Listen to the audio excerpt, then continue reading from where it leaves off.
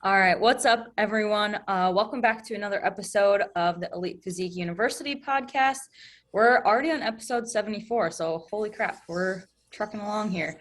I'm here with Jason Theobald and John Gorman as normal, and we're super pumped for today's topic. Like, we went ham on this one, so we went like so in depth on this one that we're making it into two parts. But before we get into the meat and potatoes of everything, if you're from the Midwest, you understand what I'm saying there. John, how's the new Tesla been? Well, it's been great, and I'm excited to talk to you guys about that. But first, we have to crack one of these open. And Kayla, for us old guys like me and Jason, or old gals that might be listening, like the Diana Gears and the other fine listeners that we have over 40, can you explain what ham means? Because most people don't understand when you young kids say, I want ham on something. Can you explain that meaning, please? Going ham is like going all out, like you're a ham on stage, like you're just kind of out there and stuff. So I guess going ham on this, I was just like going to town and like just typed out all the things about it, and we ended up just putting it into two parts.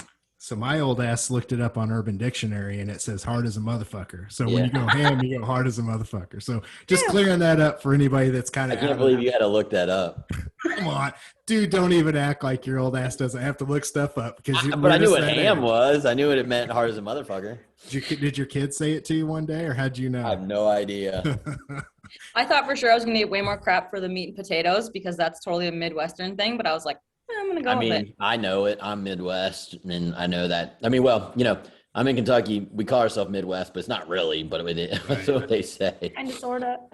Yeah. Well, so yeah, the Tesla is treating me good. That thing is so fast. It's ridiculous. I've enjoyed. I haven't put obviously a drop of gas in the thing, so Nice. Over 10 days have went by, and all you do is charge it up. And I'm sitting here thinking, I don't miss going to the gas station. I drop in to grab a Monster or something if I'm on a road trip. But yeah, everything's good with me. It's been a great week. We're making some big moves behind the scenes with Phat Muscle. And what was the cost again of the charger? So the charger in home was, if you buy it from Tesla.com, and they're on sale right now for $400. And then I paid like and I paid like $400 to have it installed from an electrician. Put it in. Takes an hour.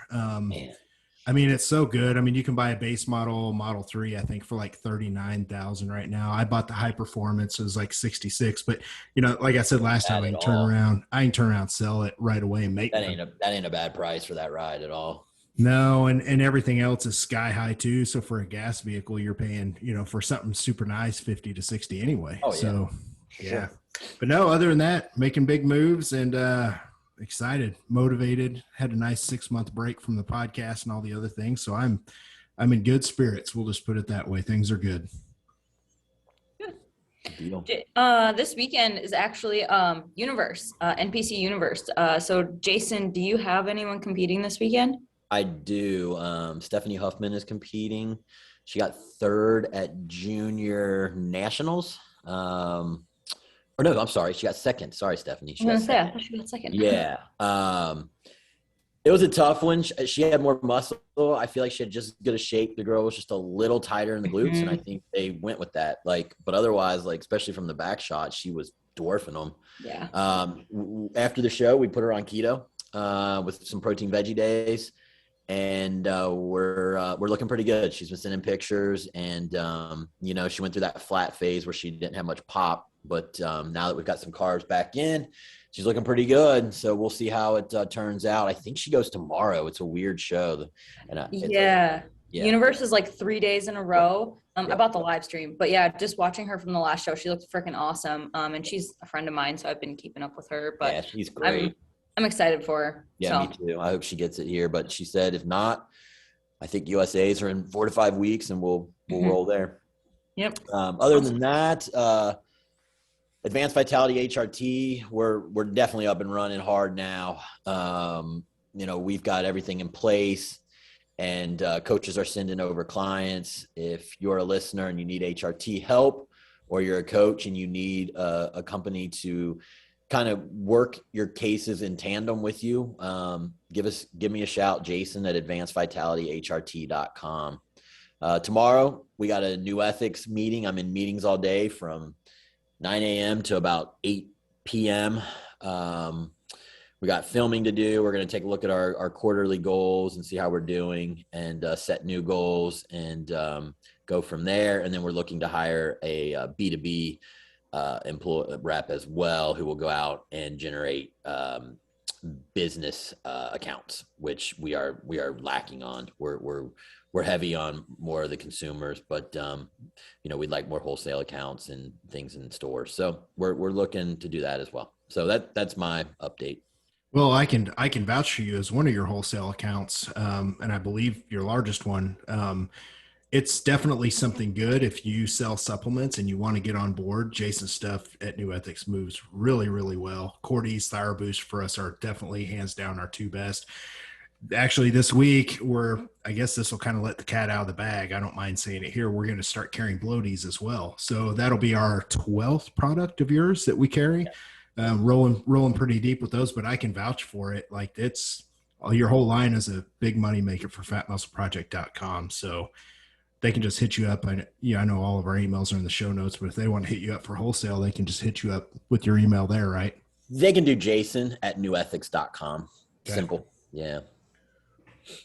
Makes it easy. Yep. Well, bye week, or I guess new for me is I'm getting a new car next week now. So now it's my turn for a new car. Nice.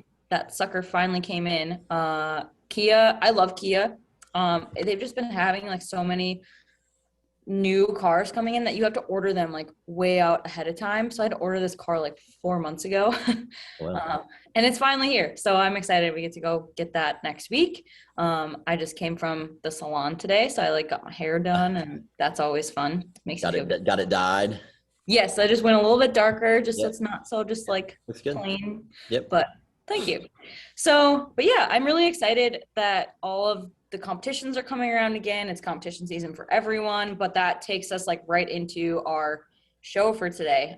Is we're going to talk about a lot of the mistakes that you can make as like a competitor or a first-time competitor going into these shows, and like what to avoid as we get there. I'm sure we all have had our own fair share of mistakes and stuff. I just wanted to share, like, if you guys had a quick, like, one you can think of off the top of your head, like, did you ever have anything that you really just screwed up for a show, but you also learned from it too? Sure. I can start, since I'm probably the worst bodybuilder that coaches of all time, honestly. And I actually am proud of that because, I look at it in the sense from, coaches in basketball, like, you won't remember Phil Jackson for his playing days. Like, he played in the NBA, but you don't think of Phil Jackson. So like for me, I use the excuse of being a terrible bodybuilder to just try and become a really good coach. Right. So in all reality though, I really wasn't a very good bodybuilder. And I remember the first time I really started to prep was in 2007. And, at that time, I'm like 30 years old. I hadn't been bodybuilding. I hadn't been spending time. I was a fat guy that was trying to get leaner. So I didn't have a lot of muscle developed over the course of time. When you diet down, sure, when you train the first, year or so, and you're trying to diet fat off and you train, you eat enough protein, obviously you're going to recomp, you're going to put a little bit of muscle on. And I'm already kind of like a meso endo, I would probably say, a little closer to endo. So I carry muscle easily. But I noticed that when I would diet down and to get completely peeled, I didn't have enough muscle on my frame. And Jason, you remember, because you helped me for multiple preps, I'm 5'9", I would get down to 155 pounds. So, if we're talking about biggest mistakes we ever made, mine was chasing the idea that I wanted to be a competitor and a bodybuilder without understanding that you had to spend time. And we're going to talk about this in detail. You had to spend time putting muscle on first. And what should have happened is I should have just gotten leaner first and then went through an extended building phase. But, my whole competition season from 2007 up to 2009 was racked by me getting on stage very stringy, very skinny, and still not really as lean as I should be because I didn't have enough muscle to make myself look lean enough. So, that was my mistake to kind of start things off.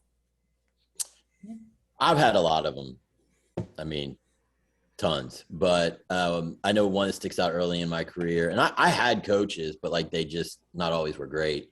I was a bantamweight and on 390 grams of protein, and I was just following what someone set out, and when I plugged it in, I'm like, that's fucking crazy. Like I'm 145 pound bodybuilder. Like, so when I realized that and put more, like about 150 of that into carbs, I got fucking peeled finally. And I'd always been doing like a high protein, higher fat, low carb diet. And that's just not really what works the best for me usually. As long as my insulin sensitivity is good, I'm a carb guy and lower fats and moderate protein, and I get peeled pretty quick. So that was a big mistake early on, which is way too much protein for the size of bodybuilder I was at the time. Yeah, that's definitely important, especially like if you're eating, there is such a thing as too much protein. So I think for me, like I haven't been competing as long as you guys have, but I mean, like 7 years is still a pretty good amount of time. My very first show, I think my biggest mistake I did there was just not doing enough research into like what exactly bodybuilding was. Like I had some guidance, but not like, here's your plan, here's this. Like I was kind of doing it on my own still. And so I like wasn't lean enough. And I didn't know because I just had never even gone to a show or watched one. I was just like, hey, this sounds like fun. I like to push myself. Like I'll get a little leaner.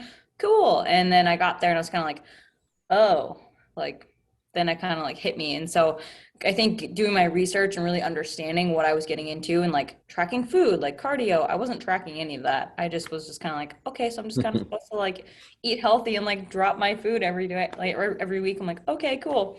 So that was probably my biggest one. But, you know, from there and then through coaching myself, like even before I got to working with Jason and stuff, I learned so much just by coaching myself and messing up a few times and whatnot. But yeah.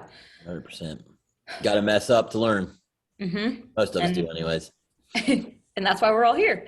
But yeah, so I think starting out, we really want to dive into, you know, getting into being ready before prep even starts. And Jason, you're really, really big on this. So like, what things do you look for when you're with clients that are like, okay, I'm ready to prep, I want to prep. Like, what do you make sure that's going on? You know, if someone comes to me and wants to do a prep, the worst thing I hate is they haven't been with me. They literally are just hiring me for prep. And then they tell me, well, my calories are at like, let's say it's a female. My calories are at 1,600. I'm like, all right. So if I pull 500 to get you losing a pound, you're down to 1,100 already. So that in those cases, I'm like, that's not going to work. We're going to work you up slowly, 2,100, 2,200, and we can cut from there. So I'm big on pre-prep, meaning cardio should be low, as least amount as you can get away with. Carbs should be high. Training should be controlled so you're not going into the prep beat up. You maybe should do 3 or 4 days a week for a month or two going in as you're raising food, getting everything in order so that your body is ready to perform optimally. I'm not saying you can't just hop in with a coach 16 weeks out. I mean, I have that happen all the time. But if you can get to your coach, or just if you're someone who coaches yourself, the pre-prep is really important if you want a really successful preparation. Yeah. What about like, you know, what would you tell like a competitor that I was the first time, you know, where I came and I'm like, I don't really have an idea. This just sounds like fun. Like I want to prep. There's a show in 12 weeks. Like, what would you tell me, you know, as like a bigger picture sort of ideal of like, hey, we need to like wait, because they're just so excited to go and they're like, just want to do it so badly, but sometimes they don't understand that. Like, how would you explain that to somebody? I would let them know that there's a preparation before the prep that needs to go along. And I would explain the like caloric issues. Now, if you came to me at, you know, 2,100, 2,000, I would do it. But, you know, again, it helps to get training down for a while, helps to bring cardio down, all those things that will help the body be fresh when you start prep. So, you know, if someone comes to me and they've done all that, then great, let's roll. But otherwise I'd talk to you about, you know what, like we need to get calories up a little more. Let's get your cardio down. You're doing too much cardio. And I'd explain like, you know, with cardio, if you come to me doing an hour a day, I can't take you to 30. You're stuck at that base. That's the base we're at. So, you know, if someone comes in that situation too, which I get a lot, I got to work that back down and get food up. Yeah. You know, this is something a lot of my clients come to me, and it's kind of tied to this, and it kind of ties into some of the other points we're going to make. I have a lot of people come to me that they want, their first thing is on my questionnaire, I'm like, what can I do to help you? Or what's your goal? And they want to get on stage. And a lot of times it has to come down to losing fat in stages. And I know that's kind of the prep before the prep, so to speak. But, with a lot of natural athletes and I'm talking about first time competitors, there's sometimes we'll get this with seasoned competitors that have competed a few times, but with a lot of first time competitors, we get people that come to us, maybe they're a little too chubby. So the first thing we have to do is we need to diet them down to get to a normal off-season body fat, because, being a first-time competitor, you just don't really know. And like I said, that was me. You just don't really know what to expect. So if someone's a little too chubby, I like to get the body fat down. And then I like to go into, and I explain all this to them, a lean growth phase. So maybe we spend 12 weeks and we try and get, like 15, 20 pounds off somebody. And then we reverse diet and we grow and we get the calories up, and maybe we do 6 months. So I like a year with somebody. So when they get a hold of me, I'm like, hey, I want to get you a little bit leaner, and then I want to prime your metabolism, spend the off season putting some muscle on. Then we get you in a place to start prep. And maybe that's a January, like a lot of people like to start dieting in January, but for my clients, it's a great time to start because that's when a lot of the shows start to fall, is like in May, for example. So that's usually part of the conversation I'm having with a lot of people. Are you guys getting that quite a bit too with somebody that's brand new? Yeah. Yeah. And I mean, I'm with you. I always am going to cut someone if they're having too much body fat, and then do exactly like you said. And then we got to get the calories back up before the prep. But yeah, they're going to grow better.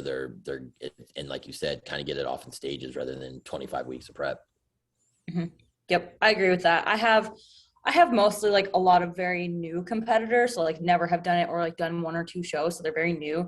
And sometimes like I have to tell them like, hey, we just need to grow more this is your goal, because a lot of them are like, I want to win, I want to be a pro. And it's like, okay, well, if you want to do that, we need to take the time. So I also am with John, where I like to be with them at least 6 months to a year, because we need to work on just getting consistency down in the gym and managing stress, like just the basic stuff. Because everyone's like, well, I just eat a bunch of protein and I do my lifting 6 days a week, so I'm ready to go. And I'm like, not quite. So I think too, with that, like cutting down a little bit first, it can also help you to assess how much muscle they have to begin with, because that's a really big component, especially for natural athletes, I feel like, because when you can cut them down so good, like so gnarly, but then sometimes they look like a string bean because there's just not a ton of muscle there. Yeah. And I also think this is something to where, to point this out to coaches out there, or if you're looking at hiring a coach, a good coach is somebody that's going to take the time to explain this to you, because they want you to look their best, and because their reputation is on the line. Because, for us as business people, if I just, try and diet, say a female that weighs 180 pounds and I got to get her to like 115 for bikini, I already know going in, one, she's probably not going to make it because she's going to stall out, but she's just not going to look good. She's not going to be as lean as she can be, but I can do that in stages like we were talking about. And somebody that just wants the money and wants the client, they're just going to take everybody on, their turn and burn. And you notice their clients never are lean enough on stage. And I see that all the time with coaches. A good coach is going to take the time to explain that to you, because their reputation's on the line and they legitimately want you to place your best so you have a good experience. To me, that's gold, because that client happy is now going to tell all their friends, hey, like John did a great job dieting me down, because they're going to ask, well, who should I use for prep? So from a business standpoint, it really makes sense to understand the things that we're talking about. Definitely. Yep. So Jason, this is a question for you. For those that are assisted or enhanced athletes, especially off season, like how do you make sure that there's a smooth transition there from off season to prep? So that way they're peaking it correctly and they're not overdoing it or taking too much PEDs. Yeah. I mean, I set out a schedule, and I'll say, hey, we're going to do a 8 to 16 week push on PEDs here. And I need to know what your intended show kind of is, because I have to schedule in time off. You don't want to go into a 16-week prep where you're going to use PEDs and then have been on them pushing for the last 12 weeks. I mean, that's going to be half the year of you just using a good amount of gear. And in a longevity situation, that's not going to work well. So, I find out what about time frame are you wanting to compete? And then I look at how much time we have. And okay, if it's a guy, I usually run 12-week cycles. and then I'll at least want 8 to 10 weeks off. And so I got to gauge that and base it so that that time off, or either that cruise phase, hits before the show. That's the way I like to do it. So if my guys are going to cruise on HRT, either because they need it, or they've just made the decision that I'm good with HRT, then I'll leave them on it. Otherwise, we'll PCT for that 8 to 10 weeks, and then hop on as prep starts. And, during that time, sometimes I got to pull food back. People come off and they're not as efficient. Some people don't do too bad. So you got to kind of gauge that as a coach. Are they gaining body fat? Are they just miserable now because they're not as efficiently processing food? So you might have to pull a little food back, but you don't want to pull too hard because you got that prep looming, and you need your calories to be at a certain level. So it's a delicate balancing act. Usually when I pull someone off PEDs or go to HRT, I just leave the diet the same. And I want to see in the next 7 to 14 days how their body's doing, and then I adjust from there. So I hope that answered the question, but that's how I do it. It needs to be scheduled, and you should be, as a coach, you should be scheduling it out. And if you're doing it yourself, you should be scheduling it out. There have been times I've only had someone break for 4 weeks. But really you should get a good 8 to 10, in my opinion. Mm-hmm. During that time too, where you're in the break, I'm assuming you have them do lab work because it's right after, but then also before. So do you kind of do like the middle, like 4 to 5 I do weeks about 6 to 8 weeks usually to get lab work. If it's a female and we lost a period, I'm going to wait till she's had a period or two. So, that might take 8 weeks. Could take longer. I mean, I've had it where we were on an 8-week cycle and it takes 50 days to get the period back. Well, so that makes our rest time is going to be longer, because I like to get at least 2 good ones before we go back on. But yeah, I mean, that's kind of how I rotate things. Yeah. Love it. John, do you have anything to add to that? No, like you said, that's more of a question for Jason. We kind of discussed that before we started. These days, it's been pretty much since 2014. I've just kind of gotten away from it because most of my clientele, I don't really have to deal with it anymore like I used to. And even though I know a lot more now, and I certainly could help people, and I do have people that are assisted, it's just not my forte, and it's just not something where I have to really mess with it anymore. So it's just not for my clients. Yeah. Awesome. All right. Well then, now since we're like already all ready for the prep, we did the prep before the prep, now we're getting into prep. A big thing that I think people sometimes get wrong is being dead set on just like this one show that they have to do it.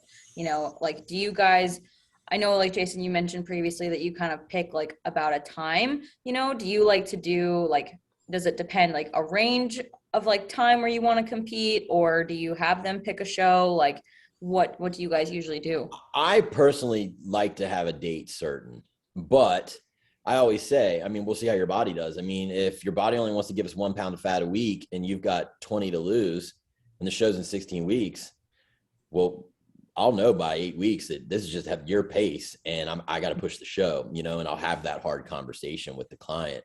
But I do like having a time certain. I think it puts a little pep in someone's step. And, if you're kind of like, oh, I'm going to compete. I've seen people where they're like, oh, well, I was out at the ball game and I had a hot dog, the show's not really planned yet. And I'm like, no, like, we're trying to get you in shape. We're just, so I like to have a set date. I know maybe some coaches do it different, but I really like to have a set date.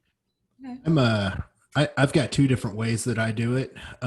If someone's a first time competitor and I just don't, because it's hard to gauge, like you can get an idea because we've been doing this for so long, like about how much someone has to lose. But if they've never done a show and I don't know about what range I'm going to have to get them to, then I always tell them, hey, listen, we're going to aim for about a pound and a half a week at the beginning. A pound and a half in the beginning is fine, but we want to average about a pound a week. So, and you got to remember, this is mostly natural clients that I'm working with, right? And all the research shows that if you lose about a pound a week, you're not going to lose as much muscle over the course of a prep, right? So I try to stick to that 1 pound a week, unless somebody's just really big. I've got some bigger guys that are going to be like 220 on stage that are natural. They're like 6'6" though. So with that being said, about a pound a week. And then I tell them, I mean, like, hey, we'll know about, 6 weeks out and we'll start finding shows, because in my area, like there's shows everywhere. There's natural shows all over the place between all the different organizations. That's, people say there's too many organizations, but the good news is there's something for everybody all over every single month. So finding a show is not a problem. It's just hard for them to stick to that because they've never been on stage before. So I have to constantly give them feedback on their pictures. Now with somebody who's competed before that hires me, I look at their old stage pictures, and maybe it's a female figure competitor and their last show was 2 years ago. So I tell them, send me your show pictures and your show weight. And what I do is I look, and the first thing it's like, okay, do they need to be leaner, or were they good there? And what did they weigh? So that gives me an idea, because stage weight's not going to jump up 10 pounds on a natural female. Like, it's just not, especially in that short amount of time. So it gives me a general time frame on how much weight should they be in the off season, how much should they have to lose, and about the time frame. And I still try and stick to that 1 pound a week. And, I like to bake another 4 weeks in, because I do long, slow preps, because I want to try and have them ready early, like 3 to 4 weeks early, so I can pull all their cardio, so I can start feeding them into the show. So that's the two different ways that I look at it. What about you, Kayla? Yeah, I think it kind of, like you said, it kind of depends per person, like their experience level too. I like to see where they're at when we even start, their experience with it. Around here, it's a little bit more difficult to find shows just because we're up in like North Dakota area. So there's like one show in Fargo like once a year, and then like we have to drive to the cities, which is like 4 hours away, or to Wisconsin or Iowa or Nebraska, which is like 8 hours. So it's doable, but there's just kind of a little bit more spread out shows, I guess you could say.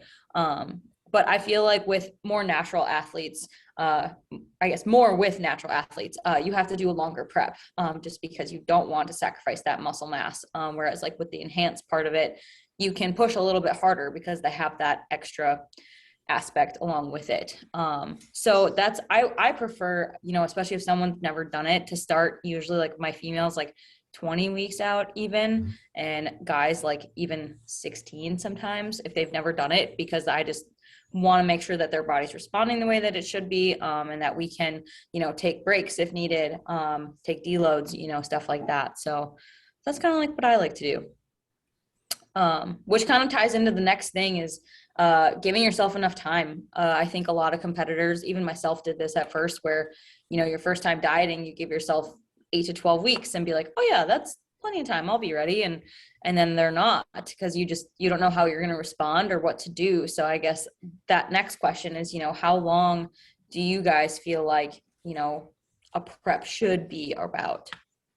I mean, this is going to differ per whether you're enhanced, whether you have had, probably some hormonal deficiencies, gut issues. So like, let's start with someone who came to me and they had gut issues. They had hormonal issues. I've pretty much learned that with females, it works best to kind of push them for 4 weeks and then do a deload. So just on that alone, I'm looking at 20 weeks if someone needs 16. And so, I'm going to look at what's our rate of loss that we need with every athlete. So like, let's go to a guy that's 200 pounds and he needs to lose 15 pounds. Well, I would like to have at least 16 weeks there. That would give me a pound a week. We don't have to move too fast. You'll save muscle. Could we go faster with PEDs? Yeah. If you only got 15 pounds, we could probably easily do it in 12. So these are all going to change depending on what we think they need to lose. And in a rate of loss equation, really you're just taking like what amount of weight you think they need to come off and divide it by a certain amount of weeks. And that's going to give you like how many pounds. So like my point is, if you pick a show at 15 weeks and you got 30 to lose, well, you better be able to hit 2 a week. And if you get into it and it's just not happening, all right, so now that window has to be pushed back. So that's kind of how I approach it. And it's going to change. It's going to be different for every single person. I remember a Jason email that I got way back in the day. It was one of those fucking all caps red ass Jason emails. And he said, don't come back to me fat. Cause I was going to do my own off season. This is way back in the day. And that stuck with me, even though that was like 2009 or 2010, whatever it was. He's like, don't come back to me fat. And that's one of the things to where if you are a competitor and you come back to somebody fat, or you start your off season, you end your off season and you're really, really heavy, and you're a guy and you've got 40 pounds to lose. Like, if you're natural, you're really going to hurt. If you've got to lose 40 pounds and you're a guy, you're going to hurt. It's going to be a long prep. There's going to be some really tough shit you got to do. Cardio's high, food's low, you're going to hurt. However, if you can come back, and I always try and say, if most guys, there's going to be outliers, right? There's going to be super lean guys and there's going to be super big, tall guys. Like I said, I have 20 pounds is good for a guy. 25 pounds is good. Like, that's totally, totally fine. Females, if 10 to 15, like that keeps you within a decent striking distance is all I'm trying to say, not counting the outliers. So think about that. If you can keep yourself within a good striking distance, I think that's good. Now, not everybody's going to be Jason. Jason's always walking around 8 weeks or less out. Like, he can just be ready. And as you talked about this time last year, Jason, I think you were ready for a show in 3 weeks. Yeah. So like, you're an outlier, but you don't have to get ready if you stay ready. And I think that's something good that people need to understand. You need to stay within a decent striking distance in your off season to make your prep easier. Definitely. Yeah. And I think taking that in like the female brain, because I know this is what happens with all females, is like, oh, okay, so I have to stay really lean, so I'm only going to be like 5 to 10 pounds above stage weight. And it's all about all of their, off-season updates is like only 5 pounds above stage weight. And it's like, that's not healthy. And it's like, you still need to add body fat. Like, I'm sitting around, like, for example, I'm a small person. Anyone who knows me knows I'm like 4'9", and I'm sitting like 25 pounds above stage weight right now. So like, that's a pretty good amount. Like, I'm not gonna say I'm comfortable with it, but like, it's just what needs to happen. But that I know is a big part of like the female aspect and like the mental side of it, and like going into an off season too is like, oh, we have to stay lean, but that's a big thing, is you just have to be able to accept that. Yeah, I think for females, I was going to give that caveat as well. So I'm glad you chimed in with that. I do worry, saying, oh, well, 10 pounds or whatever. What I like to do is make sure the menstrual cycle is regular. And if that takes 20 pounds, that takes 20 pounds. And I don't go fast. Like, I'm not saying anyone listening to me, like, think I plump up my females right off stage. I don't, but I do put in a good amount of calories and start deloading them and, trying to get hormones back and get that period established. And once you have that, hopefully you've built the calories up. You're around 2,000 calories. And now you don't have to keep pushing calories per se. You can kind of let them marinate, see how they grow. And kind of hold there. But I think it's important to reestablish the period. 100%. Good point. Yep. I think another big thing onto our next point is that new competitors or, stuff like that, they'll change too many variables at once, where they'll be like, oh shoot, I didn't lose any weight this week. So now I'm going to add 20 more minutes of cardio. I'm going to drop to like 0 carbs and like have a 0 carb day. And I'm going to add this fat burner, whether it's enhanced or natural, some kind of fat burner in 1 week. And then they're like, but then the next week they don't know what worked or what didn't. Right. So I think that's another big aspect. So like, how do you guys, adjust or decide, which of those things to adjust when your client isn't dropping like they should be? Yeah. Well, so for me, my mindset's a little different if they're natural versus enhanced. If they're natural, I mean, they're not going to be gaining muscle on a contest prep in a deficit. I mean, unless they're like newbies and they're in their first year of training. So, that in that situation, then, I think that we don't have to drop them as hard. So I covered the natural, didn't I? Just cover the natural. Having a brain fart here. I'm old. So the assisted, give me the question again, Kayla. I'm sorry. It was what, with your assisted athletes, you know, what do you decide which variables to change when they're like not progressing as they should be? Like how much cardio and stuff like that. Yeah. So sorry guys. So yeah, you know, I like to adjust the cardio, like maybe like I'll add about 10 minutes at a time. So what I was getting at with the natural versus enhanced was I got to look at picks more with the enhanced. So my point, like at about 5 weeks, I see women when they're on bar, they'll recomp and the weight will stay about the same. So you've got to watch the picks really well. Now, if it's a natural athlete, again, they're not going to be gaining much body fat. So, I mean, if I know we need a rate loss of 2, I better be seeing the 2 or I'm adjusting. Now, what am I adjusting? I generally like to adjust carbs or cardio, not both. And so carb pulls for me, for women, as long as we have plenty of time, might be 30 grams at a time. Cardio bumps, usually I'll add 10 minutes to each, like say they're doing miss or LISS. HIIT, if they have HIIT in, maybe I'll add, you know, if they have like 3x5, maybe I'll bump it to 3x8, you know? So I add, 3 times.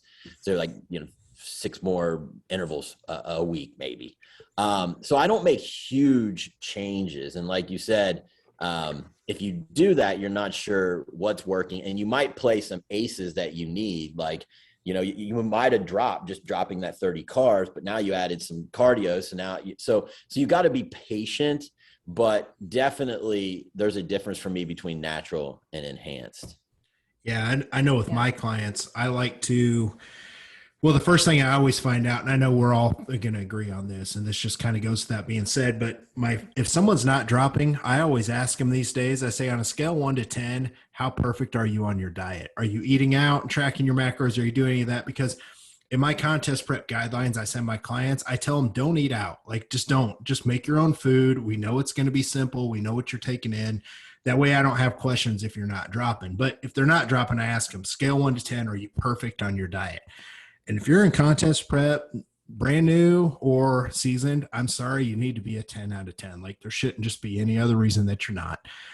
And as long as they tell me they're good, then normally what I'll do is I'll add a little bit of cardio and drop carbs. But it sounds like, Jason, we're probably coming out in the wash here on the difference. Like, I'll drop like 15 carbs and I'll add like 5 minutes of cardio. So it's just kind of one of those things. But it also depends on how much cardio they're doing. If they're not doing much, then yeah, I might add more cardio and let them eat a little bit more. Just kind of depends on where their food's at and where their cardio's at. And, you know, I try not to get my clients too high of cardio, and I generally don't. And that's mostly because I'm working with natural people and their preps are long as fuck. So, I mean, if I'm just adding 5 minutes here or there, I can kind of spread that rate of loss out. But generally I'll drop like 15 carbs and add like 5 minutes of cardio, maybe an interval or 2 here and there. But, you know, it's with prepping someone 20 weeks, you've got to be careful, because if you start just throwing everything, kitchen sink at everything in the beginning, shit, what are you going to end up with? You know, some people start their prep with an hour of cardio a day. Well, what the fuck are you going to do when you stall? Because the thing people don't realize is your body adapts to steady state fast compared to adapting to HIIT cardio, because HIIT cardio is really hard. Well, your body gets used to something that's not hard, which, you know, walking for 60 minutes is not as hard. So I can't remember where I read it. Somebody actually measured where someone kind of baseline. I think it was like 3-4 weeks. Your body's kind of used to the cardio you're doing anyway. That's why you see people just kind of systematically add it in. So that's the approach that I take with my natural folks. Yeah. I like that. I have a question about deviations as well.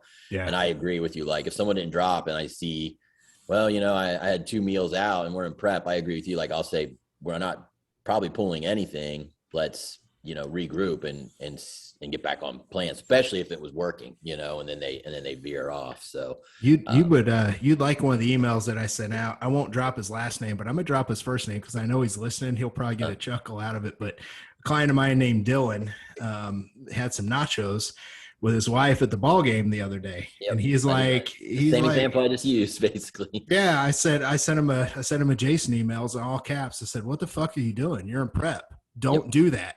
Boom, done. End of conversation. Yep. Like, straight and to the point, because my clients know, don't eat out, because it's kind of the gateway drug. You know what I mean? If you start doing that shit, it doesn't take long. I said, listen, you maybe only had a little bit now, well, what's going to happen when you open the floodgates? Because I've had it happen to me. But anyway, I just thought I'd throw that out there. I had a little red ass Jason moment in one of my emails. So Nice. you listen, you learn from people that you work with, right? Exactly.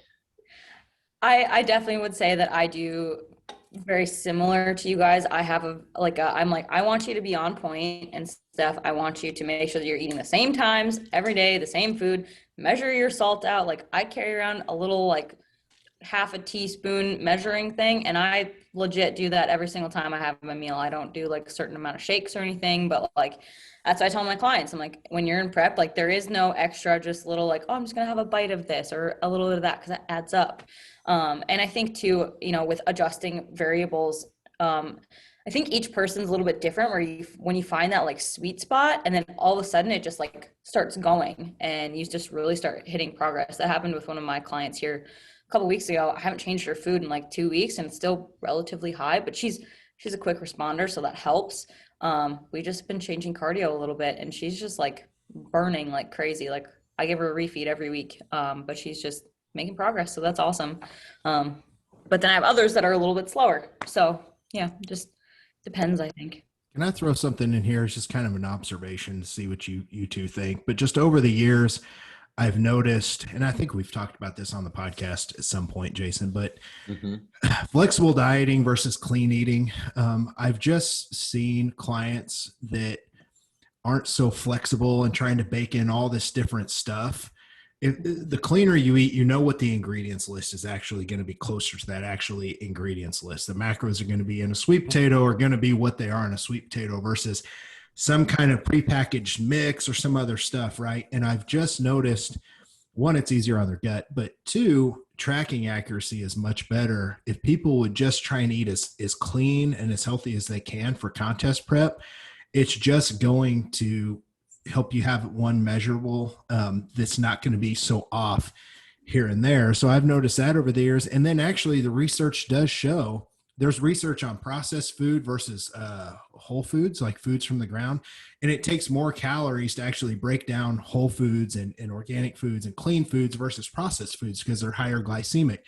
So, what's that do? There's a higher thermic effect of actually eating those types of foods versus a lot of the processed foods. Now, how much will that add up over time? I don't know, but on a 25-week prep, if you're eating clean versus eating just a bunch of processed shit, you're probably going to have a higher thermic effect involved with that. So I know I kind of was the guy that touted in my book in 2015-16, the flexible fat loss solution, a lot of flexible dieting, but a lot of it was for adherence. Like if someone can adhere to the diet, and it wasn't so much around contest prep, it was more about lifestyle, because I still believe in that. But for contest prep, do you guys agree with that clean foods are probably going to trump at the end of the day, right? 100%. I agree. I mean, if I'm building someone's diets, I make it, like you said, all whole foods. I might use some like whey powder, but like it's whole foods and from the ground, like you said, not messed with manufacturing and GMOs and, all those different things, all those packaged food. And I think that other stuff causes, at least when I was trying to do that, it makes you crave more. So it makes it for me harder to diet. I'm better just like getting into it, and rolling with the clean food. I don't seem to have this as intense sugar cravings. That's me. I also have blood sugar. I wouldn't say issues, but I have to watch it. So maybe that plays into it, I don't know. I also think that if someone has really great insulin sensitivity, they can get away with more flexible dieting, Pop-Tarts and, little ice cream here. If everything's hitting their macros, the worse your insulin sensitivity, I think the more that's going to stall for you. And you'll have to clean it up eventually. So. Yeah. And there's going to be researchers that say that there's no insulin fairy and there's no this and that. Well, they're the ones that don't fucking understand insulin sensitivity. They don't understand the true impact of hormones versus calories in, calories out. We did a whole episode on that. I think it was episode 12. If people want to go back in the archives. I don't know how you remember that shit. I know. I'm like a Rain Man. Anyway, sorry. I didn't mean to get I can't remember what I was saying 5 minutes as I'm saying it. And you're pulling out episodes from 3 years ago. Go ahead, Kayla. Sorry, I hijacked you. That's okay. I I would definitely have to say that whole foods are better, which this is going to bring us into our next one, which worked out really well, is just because if I'm in prep, like I want things to be like routine as similar as possible. And like, I'm just going to execute exactly as it is. I don't want to have to sit here and think about, well, I kind of want to have like some peanut butter today. So I'm going to try to make that work into my thing. Cause like Jason said, that's just going to make me want to have more of it and then lead to like a binge that you like just uncontrollably have, and I would much rather prefer like just I'm going to stick to every single thing possible, have a refeed day. When my refeed day, I know exactly what I'm going to have to eat for each meal. It's all going to be whole foods. And then I know exactly how I respond to that because in my head, each week is practicing that peak week. For myself and my clients, I want them to practice, okay, this is how we're going to like come into peak week, basically, on point with our foods, and then we refeed into it, see how they respond, look at pictures mostly. I really don't care about the weight that they gain. I want to see, how fast it comes off. And then I want to see what their pictures look like after the refeed to see if they fill out, if they spill over a little bit, things like that. So then we just adjust carbs or fats even a little bit too. It's like even like from a personal standpoint, going through my peak weeks last year, we had 4 and we changed it every single time, and just slight adjustments, but it got better and better and better. And then the last show, which we'll go into the next part, can talk about that a little bit too. But yeah, knowing how to respond to certain foods is a really, really big one. So, cause I think we see a lot of like, oh, it's night before show, I'm going to go have a burger. But have you had a burger all prep? No. Yeah, I mean, everyone's body kind of does, have some different intolerances, right? Like, so for me, I love oatmeal, but I used to eat it like 4 times a day and I'd be a bloated mess. And I just thought, my digestion's messed up, blah, blah, blah.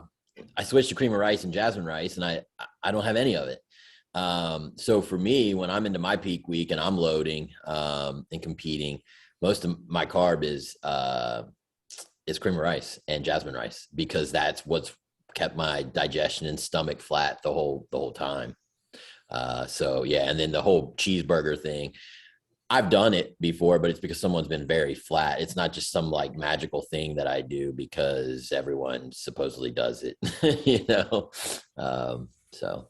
Yeah, I'm right there with you guys, especially too. You brought up not just foods, because I tell my folks, don't change anything peak week. Like, don't start eating anything different. Sometimes I'll give them a carb up. Like I load a lot of people on a Thursday. I mean, there's times I load them on a Friday too, but Thursdays it works out really well for most people. And so if I load somebody, I might give them specific foods, especially if they're really flat. I want to give them high glycemic foods in the beginning. I'm not too worried about that. That's all going to get cleared up, but by the time they get to the stage on Saturday, but I'm pretty careful with it.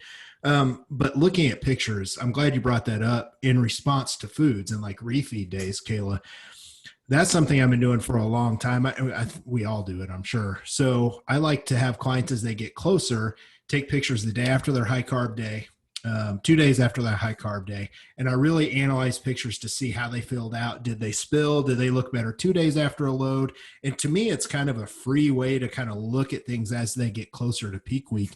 And that way, all you have to do during peak week is you do some sort of refeed day that's similar. Maybe it's more carbs, whatever, but you have an idea on how they respond to those foods and when they seem to look better. So I've just noticed that some people look better that evening after the refeed day. Well, I'm just going to place it that way. So I think that is important as it ties in to having high carbs in certain foods, because the last thing you want to do is throw a bunch of stuff in there, because here's the thing, you throw a bunch of pancakes in, for example. Well, what are people going to do if you don't tell them? They're not going to get their carbs from syrup. They're going to go fucking use Walden syrup, and they're going to load up on the biggest gut bomb in the world, right? Because they're just going to be drenching that shit and everything. And it's just a massive amount of, man, I mean, we don't have to get into it. Like, that's Frankenstein foods, as Jeff Sue likes to call them, right? So I think paying attention to the foods and in the pictures, how you look after those days are important. Mm-hmm. Yep. All right. The big controversial issue of water. I think that's always a really big one for people to talk about. Some are like, oh, we got to cut water. Oh no, we leave water the same kind of thing. And like, you know, I think a lot of it is just water and salt and electrolyte balance together. So I feel like, you know, if you're drinking enough water throughout prep, you should not have to change it. And if you're lean enough, it should all be just fine. You shouldn't have to change like hardly anything, you know. But like, what are your guys' thoughts on that with, you know, water loading and depleting or anything? Well, I think it's something, if you don't mind me, I'll start off with this and kind of throw it around.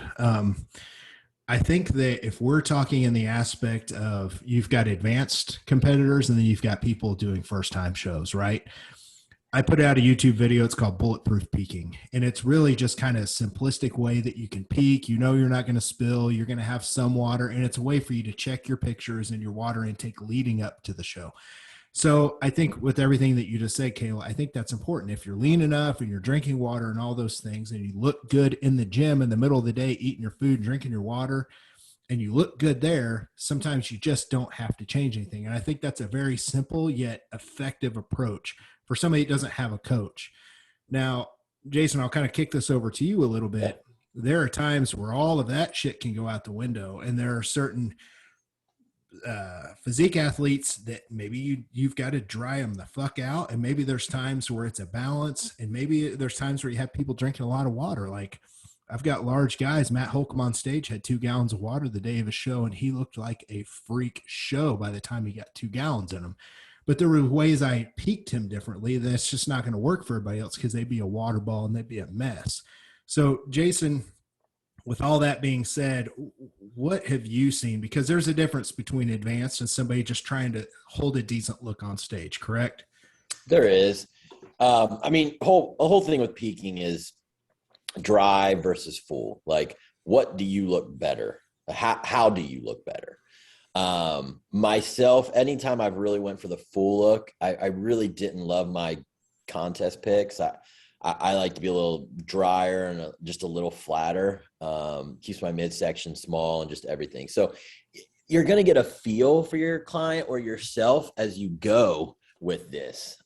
So, you know, I just feel like, you know, it really comes down to like the look. And so, for instance, you know, I usually put in like 2 gallons of water, and then I'm generally going to do 1 on Friday. That's like a general setup. But then like if someone's looking great on 2 gallons, I'll just say, go ahead and have 2 gallons on Friday. If I feel like someone needs to like, now we need to kind of really start tightening up, I'll drop it to 1, maybe use some Expel. I've used Diazide if I need it, and get them to dry off. I think if you nail the carb up right, the dry off time really shouldn't be where you need to go super low on water and hit diuretics. You know, but if you overdo it, then you may need some of those tricks the days that you dry off. I'm like you, a lot of times I load either Wednesday or Thursday. I do load my ectomorphs the day before, but otherwise I'm usually kind of drying off on that Friday. And water can vary depending on the person and the look that looks best on them. I've also found the more of a genetic freak you are, the more you can pull water back, and it will work, and you look pretty fucking freaky. My buddy Troy, when we peaked him, his first show, and his upper body's got really round, full muscle bellies. I just did 8 ounces of water with every carb up meal on Friday, and we took Expel, and man, his cheeks sunk in, but he's so just round and dense that it was a badass look. If I did that, I'd probably fade. So the more gifted someone is, I've found you can go a little lower on that water, and they're fine, and it actually helps them if they're in a category where you want to be dry and shredded.